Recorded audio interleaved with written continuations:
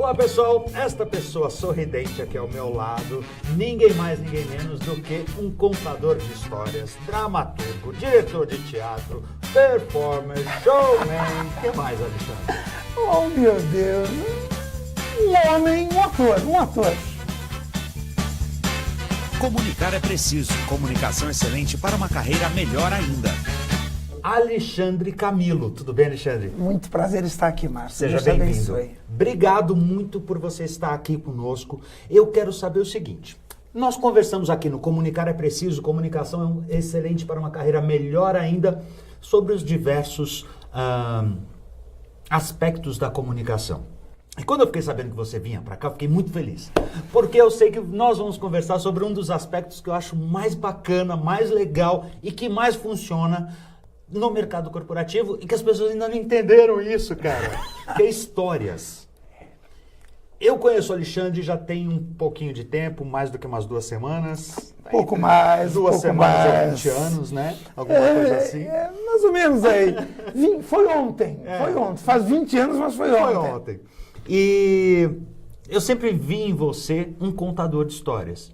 Eu sempre vi em você, seja você atuando como diretor, seja como ator e tal, mas a concepção ou a visão de contar uma história nas suas diversas formas e características. Como é que é isso na sua vida, cara? Márcio, se eu tenho uma missão, a missão a qual eu vim aqui nesse plano desenvolver é contar histórias.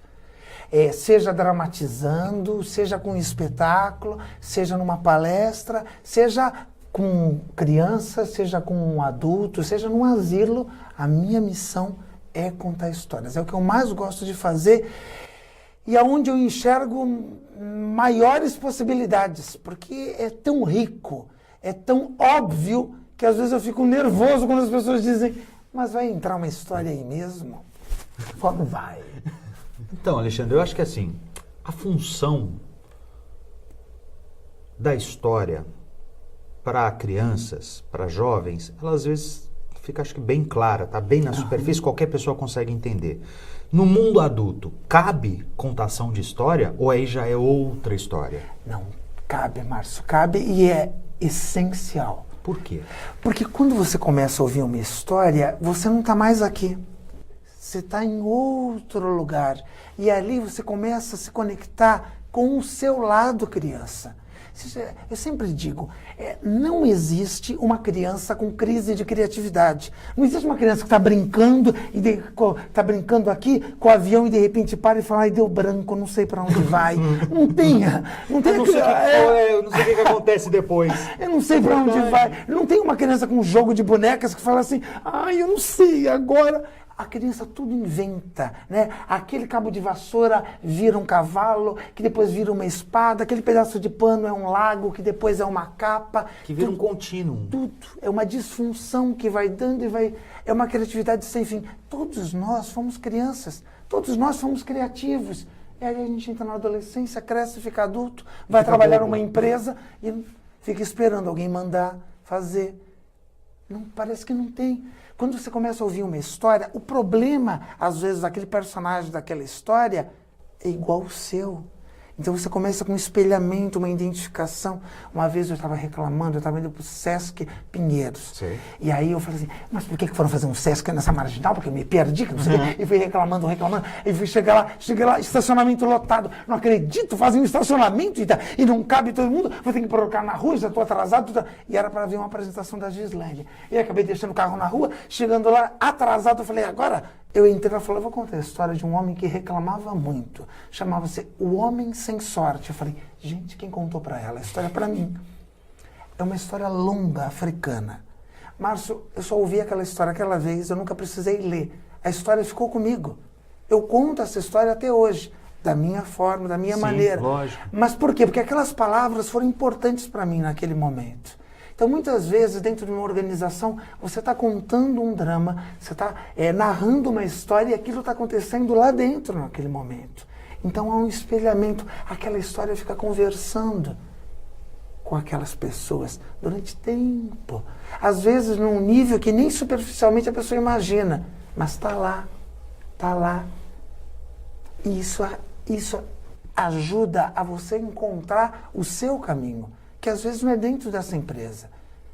Todo lugar tem uma pessoa que reclama, né? Sim. Então, quando eu conto essa história, com as devidas adaptações, eu estou falando a uma série de pessoas. De uma pessoa que tem um problema. E essa é uma história de tradição oral. Ou seja, ela não tem nem autor. É um conto chamado Conto de Sabedoria. É aqueles contos que vão passando de geração em geração. Justamente porque o nosso conhecimento e toda a nossa integração como raça, ela aconteceu durante milhares de anos com contação de história. Exatamente, Márcio. Então isso já está na gente também, né? Olha, mudou muito a tecnologia, muita coisa, mas o ser humano é o mesmo. Por isso que o teatro grego ele é atual, né? Lá tem o quê? Tem raiva, tem amor, tem ódio, tem vingança, tem alegria, tem comédia. Todas as coisas que ainda são. Se Deus fez justo numa coisa, foi com relação aos sentimentos. Todos nós temos os mesmos. Sim. Então, quando você vai numa organização e você está falando de sentimento, você está falando de gente, cabe em qualquer situação. Ou seja, a história ela não precisa ser uma história que seja baseada num acontecimento real, não precisa ser uma coisa atual. Pode ser a história como, por exemplo, sei lá, Nasruddin, que tem Ótimo. Que são vários personagens e que tem o Nasruddin como personagem principal e que vai contando moral da história, não é? Exato. Diversas situações que o Nasruddin vai passando que tem a ver com situações que nós estamos passando, né? Quando você tem uma pessoa que acha que sabe tudo, né? Você já viu com aquela história do Nasruddin, do professor inteligentíssimo, que ia atravessar o rio e chegou para o Nasruddin, que era o barqueiro, e falou: demora muito, meu filho.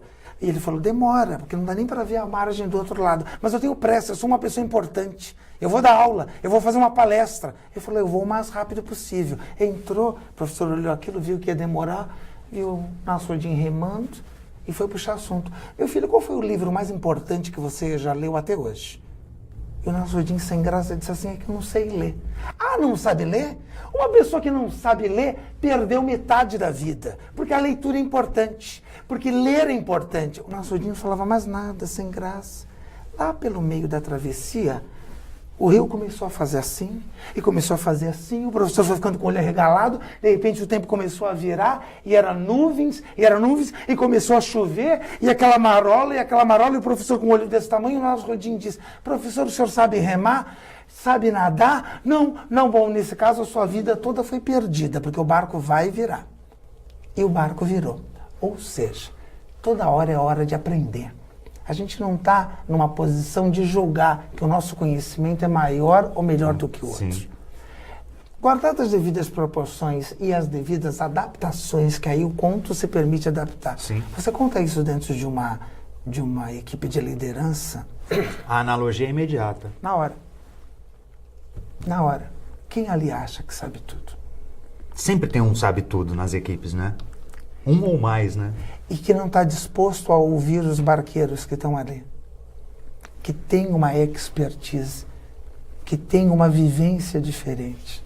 O nosso conhecimento é dividido, né, em conhecimento constituído e aquele conhecimento investido. O investido a gente faz com cursos, o constituído é a nossa vida. Então aquela pessoa que tem uma vivência, ela precisa entender. Ela precisa entender que são conhecimentos distintos. Então, quando a gente pega a geração Y, que eles chegam com todo o gás dentro da empresa para querer mudar e fazer tudo e estar na vice-presidência em 15 dias, eles têm que entender que tem pessoas ali que têm um conhecimento constituído. É uma vida inteira, às vezes, ali. Isso tem que ser respeitado. Tem um olhar, tem uma forma diferente. Eles vêm até com MBA, tudo bem. É um conhecimento investido. Sim. Nenhum é melhor do que o outro. Mas é importante a gente entender os dois e respeitar. E procurar aprender com os dois. Né? Exato. É o professor. Quando você acha que sabe tudo, você não sabe nada, você morre afogado. Boa. Ale, e se você utilizasse um texto normal falando para essa equipe, por exemplo, de vendas, né, que você já tinha dado exemplo? Uma equipe de liderança. Uma equipe de liderança, se você tivesse dado esse exemplo sem ser no formato de história, o resultado não seria o mesmo? Se eu vou contar e começo a falar... Você não pode querer saber tudo. Não funciona, porque a história te leva, a história, ela... Eu não posso dizer assim, Márcio, não imagine uma cortina roxa com bolinhas brancas. Certo. Porque você já imaginou. Perfeito. Eu estou falando, não imagine. Então, quando eu começo a contar a história, eu estou te levando para um outro lugar, que é muito mais atraente que uma planilha Excel, que é muito mais atraente que o melhor PPT Do mundo. É muito mais legal. Que é uma viagem interior, né? Interior, a visualização, as coisas, é muito legal. Eu começo fazendo um exercício com aquecimento que eu peço que as pessoas sentem de forma melhor, que elas respirem fundo pelo nariz, soltando o ar devagar pela boca, que permaneçam em silêncio. Quando eu contar até 3, eu vou pedir para que todos deem um sorriso. E aí eu vou pedindo para as pessoas sorrirem. E quem tem ponte também pode sorrir. As pessoas vão se olhando, para quê esse exercício? Eu preciso desse aquecimento. Eu preciso que as pessoas deem um sorriso. Eu preciso que as pessoas entendam que elas estão ali para se divertir, para ouvir histórias. E o aprendizado vai vir junto. E a conexão das pessoas, então, acontece mesmo? Você vê gente ali com carinha de criança, olho brilhando? Na hora. É ótimo de ver. É ótimo de ver. Você percebe o quanto a plateia está. E aí as pessoas viram crianças. Porque assim, e quando você vai no asilo... Entram num jogo divertido.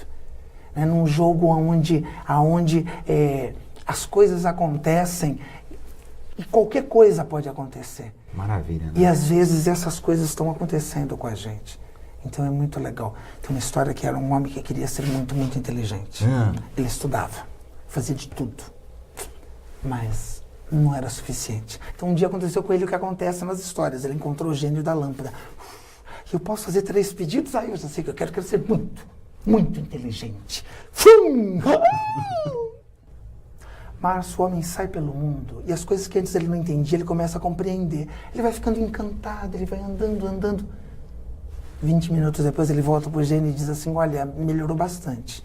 Até parece que eu sou ingrato. É que existem coisas que eu ainda não tenho a capacidade de compreender. Não existe uma maneira de eu me tornar mais inteligente? O gênio diz, sim, e fum! Aí é diferente. Aí o homem sai pelo mundo e as coisas que não faziam o menor sentido começam a fazer todo sentido para ele. Ele vai ficando encantado, ele anda 3 horas e volta correndo pro gênio e diz assim, realmente parece que eu sou uma pessoa insatisfeita. Melhorou demais. Eu não posso negar. Não vou mentir pro senhor. Mas existem coisas que eu ainda não tenho a capacidade de compreender. Não existe uma maneira de eu me tornar definitivamente mais inteligente. O gênio diz sim e fum! E transforma o homem numa mulher. A plateia feminina vem abaixo. Sandra, pra você. Não é. Essa é a história no formato que vem da África. Aí, quando chega na América, a história fica diferente. E aí, é a mulher que encontra o gênio. Então, eu começo... Que ótimo. Quando a mulher encontra o gênio, eu não vou contar a história toda, só vou dizer quando a mulher encontra o gênio, mais ou menos assim. Não acredito! O gênio! Deixa eu pensar. E aí lá vai desenrolar a história de um outro formato. Histórias pequenas como essa, Márcio, eu uso para abrir os encontros. Esquentar, né? Exato. E aí quando você pode entrar numa história realmente com diversas camadas, onde você vai dispor de 20, às vezes até 30 minutos, numa história que é uma viagem, com música ao vivo, num ambiente gostoso, onde as pessoas vão realmente ter uma imersão. Enquanto isso, a gente continua contando história. Amém. Pô, Alexandre, maravilhoso. Galera, Alexandre Camilo, procura esse cara. Qual que é teu site, Ale? www.alexandrecamilo.com.br. Seja para contar história, dirigir teatro. Tudo. E o treinamento é o redescobrir.com.br. Comunicar é preciso. Comunicação excelente para uma carreira melhor ainda.